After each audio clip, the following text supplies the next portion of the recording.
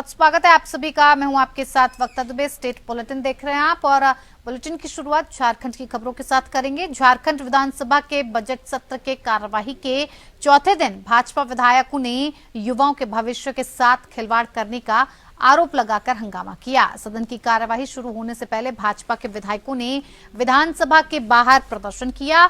साथ ही हाथ में बैनर तख्ती लिए भाजपा विधायकों ने दुमका के डीआईजी और धनबाद के पूर्व एसएसपी संजीव कुमार के अवैध कार्यों की उच्च स्तरीय जांच कराने की मांग की। विधायक ढुल्लू महतो ने कहा कि धनबाद के पूर्व एसएसपी के कारनामों की जांच सीबीआई से कराई जाए। मैंने पहले भी कहा है कि 2 सीटों पर राज्यसभा का चुनाव होगा और गठबंधन के पास जितने वोट हैं जी, तो हमारा प्रयास निश्चित रूप से होगा कि हम दोनों सीटों पर चुनाव करें। पार्टी की बैठक होगी, गठबंधन की बैठक होगी और उसमें हम लोग निर्णय ले लेंगे कि किस तरह से कौन उम्मीदवार होंगे और कितने उम्मीदवार। आप देश का वर्तमान परिस्थिति को आप देखिए और भारतीय जनता पार्टी का जो कृत्य है उस पर आपका नजर नहीं है, सवाल वहां नहीं है। डिप्टी सीएम सह भाजपा प्रदेश अध्यक्ष सम्राट चौधरी ने विकसित भारत संकल्प पत्र अभियान को लेकर प्रेस कॉन्फ्रेंस की। प्रेस कॉन्फ्रेंस में नवनिर्वाचित बीजेपी सांसद भीम सिंह भी मौजूद रहे। आपको बता दें कि सम्राट चौधरी ने संबोधित करते हुए कहा कि 2019 तक 530 संकल्प भाजपा ने लिए थे, जिनमें से 529 संकल्पों को पूरा किया गया है। मोदी सरकार गारंटी की सरकार है। 370 को हटाने में बीजेपी को 60 साल लगे। राम मंदिर का संकल्प पूरा किया। किसी पार्टी की हिम्मत नहीं है जो 99% वादों को पूरा कर सके। मोदी सरकार ने पूरा किया। बिजली, पानी, अनाज लोगों को घर घर पहुंचाया। विकसित भारत संकल्प पत्र के माध्यम से लोग सुझाव दें। विरासत हो, चाहे वो समाज के कल्याण का मामला हो, गरीब कल्याण का मामला हो, और लोग, बहुत से लोग ये भी कहते हैं कि महिलाओं को जब इतना बड़ा सम्मान नारी शक्ति बंधन अधिनियम के माध्यम से दिया गया, तो कई कांग्रेस पार्टी के लोगों ने कहा कि ये तो मेरा सपना था, मेरे पूर्व प्रधानमंत्री का सपना था। तो वही तो मैं कह रहा हूं, सबका सपना पूरा करने का गारंटी मोदी है और मोदी जी गारंटी को पूरा करते हैं। आज पार्टी का विकसित भारत मोदी की गारंटी का संकल्प, अब हम लोग संकल्प बनाने जा रहे हैं। झारखंड के जामताड़ा और विद्यासागर स्टेशन के बीच कई लोगों पर ट्रेन चढ़ गई और इस हादसे में 2 लोग ट्रेन की चपेट में आ गए और 10 लोग घायल बताए जा रहे हैं। जानकारी के मुताबिक डाउन लाइन में बेंगलुरु यशवंतपुर एक्सप्रेस गुजर रही थी और इसी बीच लाइन के किनारे डाली गई गिट्टी का डस्ट उड़ रहा था, लेकिन डस्ट को देखकर चालक को अंदेशा हुआ कि ट्रेन में आग लग गई है और धुआं निकल रहा है और इस वजह से ट्रेन को रोकते ही यात्री भी उतर गए। इस बीच अप में जा रही ईएमयू ट्रेन की चपेट में आने से यात्रियों की मौत हो गई। रेल हादसे पर पीएम मोदी ने भी दुख जताया है। उन्होंने कहा कि झारखंड के जामताड़ा में हादसे की खबर सुनकर पीड़ा हुई। जिन लोगों ने अपनों को खोया है उनके प्रति मेरी संवेदनाएं हैं। घायल लोग जल्द से ठीक हों, ऐसी मैं कामना करता हूं। पहली बात तो जो घटना बहुत अप्रिय है, किसी का भी जान जाना हम लोगों के लिए बड़ी दुखद बात है। जो प्राइमा फेसी हम लोगों को इन्फॉर्मेशन मिला है उसी बेसिस पे अभी बात करेंगे। एक ट्रेन 12254 अंग एक्सप्रेस भागलपुर से जशवंतपुर जाती है। वो ट्रेन 162/19 किलोमीटर पे रुक गई। उसमें एसीपी हुआ और एसीपी होने के बाद वो गाड़ी वहाँ रुकी रही। ये 19 बजे की घटना है जो कंट्रोल में हमें इन्फॉर्मेशन मिली। भागलपुर यशवंतपुर एक्सप्रेस रुकी हुई थी। उसमें सूचना मिली थी कि कुछ आग लगने वाली बात के रिमर्स भी उड़े थे। उसी में लोग ट्रेन से नीचे उतर गए थे जो गाड़ी रुकी हुई थी और इतने में अपलिंक में आसनसोल जसीडीह मेमो एक ट्रेन आ रही थी जिससे 2 लोगों के टकराने की सूचना मिली। वहीं ट्रेन हादसे को लेकर झारखंड विधानसभा के बाहर विधायकों ने दुख व्यक्त करते हुए केंद्र सरकार से मुआवजे की मांग की है। भारतीय जनता पार्टी के विधायक ने भी दुख व्यक्त करते हुए आश्रित परिवारों को मुआवजे की प्रावधान का लाभ देने की बात कही है।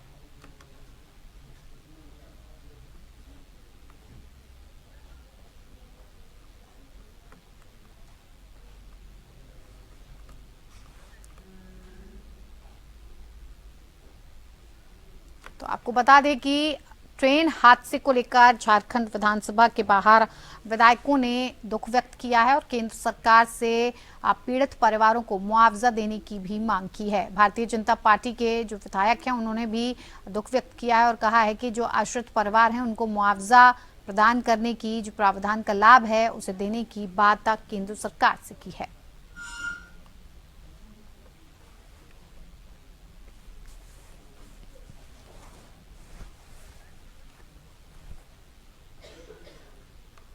अब खबर छत्तीसगढ़ से। मुख्यमंत्री विष्णुदेव साय ने कवर्धा के साधराम हत्याकांड की आज एनआईए से जांच कराने की घोषणा की। मुख्यमंत्री साय ने कहा कि पिछले दिनों साधराम यादव की निर्दयता पूर्वक हत्या कर दी गई थी और इस घटना की जितनी भी निंदा की जाए कम है। साधराम के परिजन न्याय मांगने के लिए आए हैं। प्रकरण में दोषियों की गिरफ्तारी हो गई है।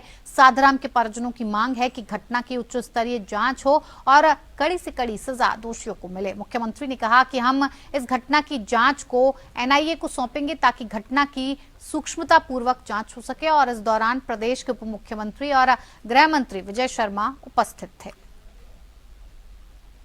पिछले दिनों साधराम यादव की निर्दयता पूर्वक हत्या कर दी गई और उससे कोई दुश्मनी नहीं था, फिर भी लोगों ने बिल्कुल निर्दयतापूर्वक गला रेत कर उसकी हत्या कर दिए और इस घटना की जितनी निंदा की जाए कम है। और आज उनके परिजन, उनके तीनों भाई, उनकी धर्मपत्नी यहाँ पर न्याय मांगने के लिए हम लोगों के पास आए हैं। उप मुख्यमंत्री विजय शर्मा ने कई गांव के युवक के विधानसभा का न्योता दिया। उप मुख्यमंत्री ने माओवादी प्रभावित सुकमा जिले के सिलगेर, टेकलगुड़ा और पूर्ववर्ती गांव के 47 युवक युवतियों को विधानसभा बुलाया है। राजधानी रायपुर पहुंचे इन युवाओं ने विधानसभा का भ्रमण किया और इस दौरान युवाओं ने मुख्यमंत्री विष्णुदेव साय, विधानसभा अध्यक्ष डॉक्टर रमन सिंह, उप मुख्यमंत्री विजय शर्मा, वन मंत्री केदार कश्यप और वित्त मंत्री ओपी चौधरी से मुलाकात की। वहीं सीएम विष्णुदेव साय ने युवाओं से चर्चा करते हुए कहा कि युवा अगर चाहेंगे तो अपने गांव में अमन, चैन और विकास ला सकते हैं। युवा शक्ति राष्ट्र की ताकत है। मुख्यमंत्री ने इन युवाओं से उनके गांव के बारे में जानकारी ली, जिस पर युवाओं ने बताया कि गांव में बोर नहीं है, बिजली नहीं है, उन्हें पट्टा चाहिए, गांव में अस्पताल और आंगनबाड़ी केंद्र खोलने की जरूरत है। हम चाहते हैं कि हमारे खेत में बोर से सिंचाई के लिए पानी मिले। मुख्यमंत्री ने इन युवाओं को आश्वस्त किया है कि उन्हें घर, पक्की सड़क, बिजली, पेयजल, राशन, दवाई जैसी सभी बुनियादी सुविधाएं उपलब्ध कराई जाएंगी। राज्य सरकार और केंद्र सरकार की सभी कल्याणकारी योजनाओं का लाभ आप लोगों को मिलेगा।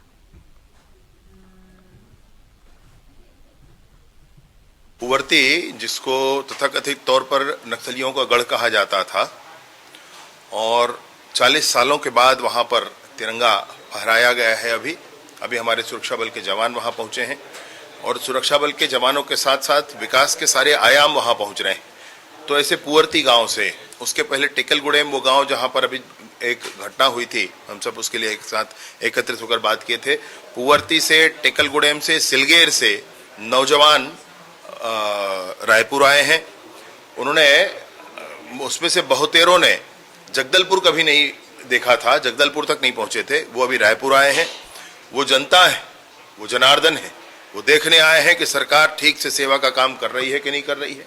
वो ये देखने आए हैं कि बड़े बड़े अधिकारी सब ठीक से सेवा का काम कर रहे हैं कि नहीं कर रहे हैं।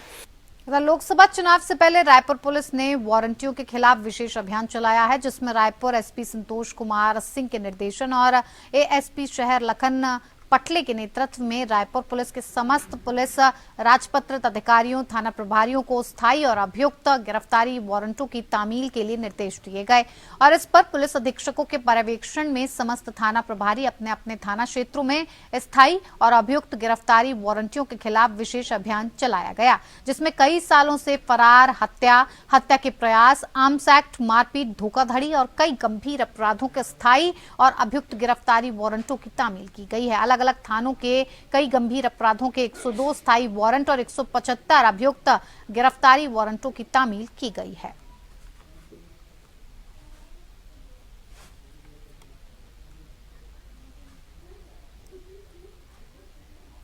इधर रायपुर में प्रदेश कांग्रेस के मुख्य प्रवक्ता सुशील आनंद शुक्ला ने कांकेर के कोयली बेड़ा मुठभेड़ की उच्च स्तरीय जांच की मांग की है। कांकेर जिले की पुलिस की तरफ से 25 फरवरी को कोयली बेड़ा थाना क्षेत्र में हुए कथित पुलिस और नक्सली मुठभेड़ के संबंध में मुठभेड़ में मारे गए लोगों के बारे में उनके परिजनों और ग्रामीणों ने गंभीर सवाल खड़े किए हैं। आनंद शुक्ला का कहना है कि मारे गए तीनों लोग नक्सली नहीं थे। उनका ये आरोप बेहद ही चौंकाने वाला है और उन सभी के परिजनों ने मृतकों के bank passbook, Aadhaar card, MNREGA card, PAN card, voter ID card सभी कुछ दिखाया है। कांकेर जिला मुख्यालय में मृतकों के परिजन स्वयं सामने शिकायत करने आए थे।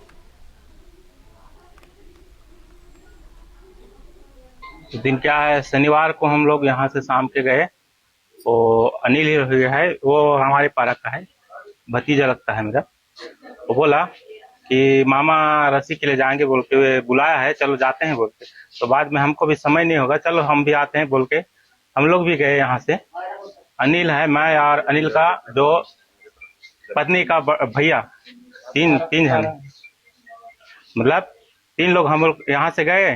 जाने के बाद वहाँ शाम को पहुंचा, शाम से गाड़ी वाड़ी छोड़ दिए, वहीं बाइक से यहाँ से 3 लोग गए। उसके बाद वहाँ से 5 जन होके निकल गए और रात में वहां से निकले और जैसे जंगल, पूरा जंगल है, जंगल वहां से चले पैदल और ऊपर जैसे पहाड़ी है, पहाड़ी में चढ़ के सोए।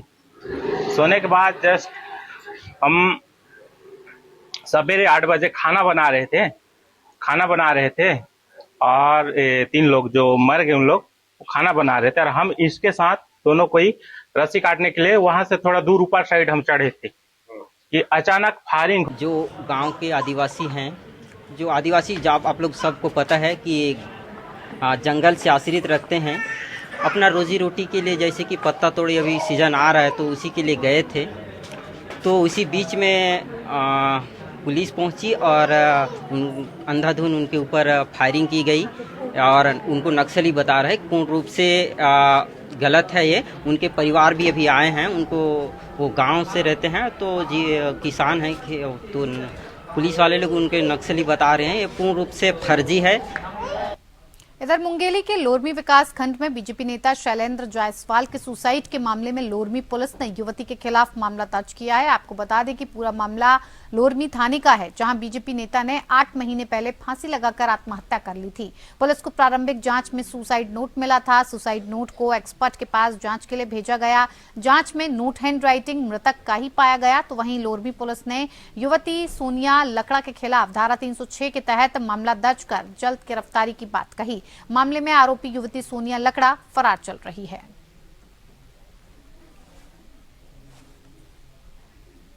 खबर उत्तर प्रदेश से। आजमगढ़ में एक निजी कार्यक्रम में पहुंचे भाजपा सांसद दिनेश लाल यादव निरहुआ ने एक बार फिर समाजवादी पार्टी के राष्ट्रीय अध्यक्ष अखिलेश यादव को चुनौती दी है। सांसद निरहुआ ने कहा कि अगर अखिलेश यादव आजमगढ़ से चुनाव नहीं लड़े तो वो जहां से चुनाव लड़ेंगे वो वहीं से उनके खिलाफ चुनाव लड़ेंगे। नगर के रोडवेज स्थित एक निजी पैथोलॉजी सेंटर के उद्घाटन करने के बाद भाजपा सांसद दिनेश लाल यादव निरहुआ ने कहा कि आजमगढ़ जिले में 1 साल में जितना काम हुआ है और प्रधानमंत्री नरेंद्र मोदी के पिछले 10 वर्षों के कार्यकाल में जितना काम हुआ उसको देखते हुए जो हमारा आजमगढ़ है वो ये तय कर चुका है कि वो सरकार के साथ ही अब रहने वाला है। सांसद निरहुआ ने कहा कि आने वाले लोकसभा चुनाव में एक बार फिर देश के प्रधानमंत्री नरेंद्र मोदी बनने जा रहे हैं और इस बार आजमगढ़ भी सरकार के साथ रहेगा।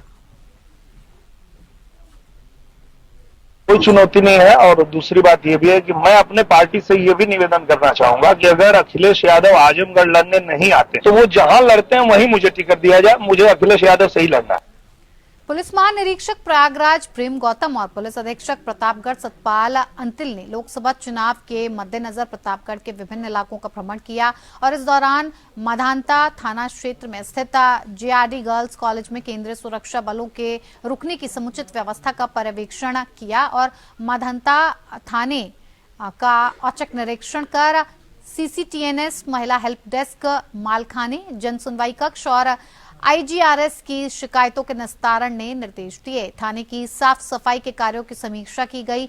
आईजी और एसपी ने अधीनस्थ पुलिस कर्मियों को हिस्ट्री शीटर, पेशेवर अपराधियों की निगरानी, सूचना संकलन के साथ ही कड़ी कार्रवाई के निर्देश दिए।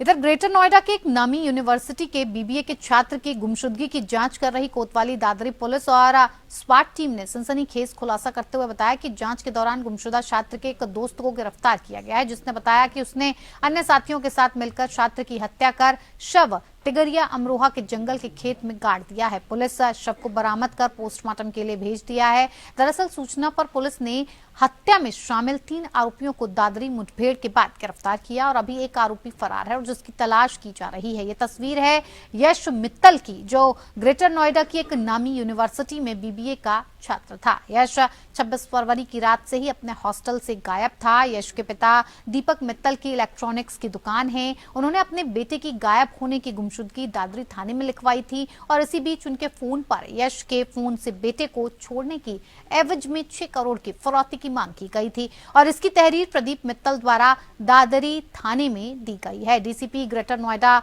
सादमिया खान ने बताया कि मामले की गंभीरता को देखते हुए कई टीमों का गठन कर जनपद गजरौला में ऑपरेशन चलाकर सर्विलांस की मदद से यश के दोस्त रचित को पकड़ा गया और उसकी निशानदेही पर यश का शव तिगरिया अमरोहा के जंगल के खेत से बरामद किया गया है।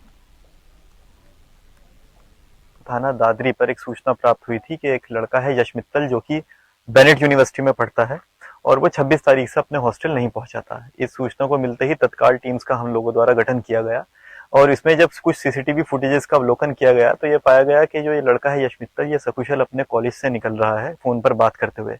इसके बाद विवेचना के क्रम में सीडीआर का भी अवलोकन किया गया और उसमें कुछ सस्पेक्ट नंबर हमें प्राप्त हुए।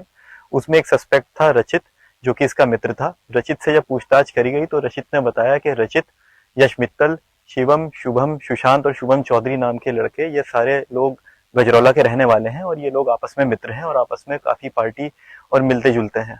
नवंबर 2023 से इसने बताया कि इनकी मित्रता काफी बड़ी है।